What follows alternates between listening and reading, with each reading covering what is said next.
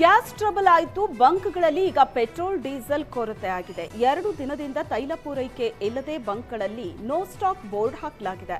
ಕಾಮಾಕ್ಷಿಪಾಳ್ಯದ Bharat petrol bunk close ಮಾಡಲಾಗಿದೆ. ಮುಂಗಡವಾಗಿ ಹಣ ಕೊಟ್ಟರೂ ಪೆಟ್ರೋಲ್ ಡೀಸೆಲ್ ಸಿಗ್ತಿಲ್ಲ. ಪ್ರತಿ 3 ದಿನಕ್ಕೆ ಪೆಟ್ರೋಲ್ ಡೀಸೆಲ್ ಸೇರಿ 15,000 ಲೀಟರ್ ಸರಬರಾಜಾಗ್ತಿತ್ತು. ಆದರೆ ಈಗ ಕೇವಲ ಅರ್ಧದಷ್ಟು ಸ್ಟಾಕ್ ಮಾತ್ರ ಸಿಗ್ತಿದೆ ಅಂತ ಬಂಕ್ ಮ್ಯಾನೇಜರ್ ಹೇಳಿದ್ದಾರೆ.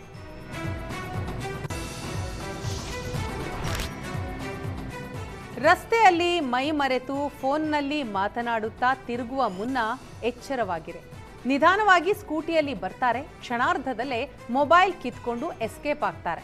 ಬೆಂಗಳೂರಿನ ಹುಳಿಮಾವು ಬಳಿ ನಿನ್ನೆ ರಾತ್ರಿ ಯುವಕನೋರ್ವ ಮೊಬೈಲ್ನಲ್ಲಿ ಮಾತನಾಡ್ತಾ ತೆರಳುತ್ತಾ ಇದ್ದಾಗ ಚಾಲಾಕಿ ಚೋರ ತಿರುಗಿ ನೋಡುವಷ್ಟರಲ್ಲಿ ಮೊಬೈಲ್ ಕಿತ್ಕೊಂಡು ಎಸ್ಕೇಪ್ ಆಗಿದ್ದಾನೆ. ಮೊಬೈಲ್ ಕದಿಯುವ ದೃಶ್ಯ ಸಿಸಿಟಿವಿ ಕ್ಯಾಮೆರಾದಲ್ಲಿ ಸೆರೆಯಾಗಿದ್ದು ಹುಳಿಮಾವು ಪೊಲೀಸ್ ಠಾಣೆಯಲ್ಲಿ ಪ್ರಕರಣ ದಾಖಲಾಗಿದೆ.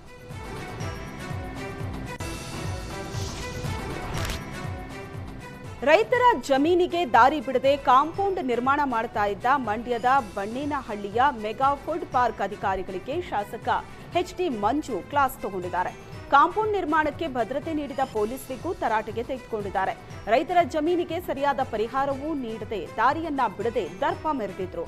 ರೈತರ ಜಮೀನಿಗೆ ದಾರಿ ಬಿಡೋವರೆಗೂ ಕಾಂಪೌಂಡ್ ನಿರ್ಮಿಸದಂತೆ ಫುಡ್ ಪಾರ್ಕ್ ಅಧಿಕಾರಿಗಳಿಗೆ ತಾಕೀತು ಮಾಡಿದ್ದಾರೆ. ಬೇಕಿದ್ರೆ ರೈತರನ್ನ ಹಾಗೂ ನನ್ನ ಅರೆಸ್ಟ್ ಮಾಡಿಸೋ ಪವರ್ ಇದೆ, ಮಾಡಿಸಿ.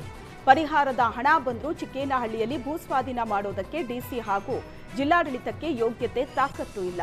ನಿಮ್ಮಂತಹ ರಿಯಲ್ ಎಸ್ಟೇಟ್ ಉದ್ಯಮಿಗಳಿಗೆ ಭದ್ರತೆ ಕೊಡ್ತಾರೆ ಅಂತ ಶಾಸಕ ಎಚ್.ಡಿ. ಮಂಜು ತರಾಟೆಗೆ ತೆಗೆದುಕೊಂಡಿದ್ದಾರೆ.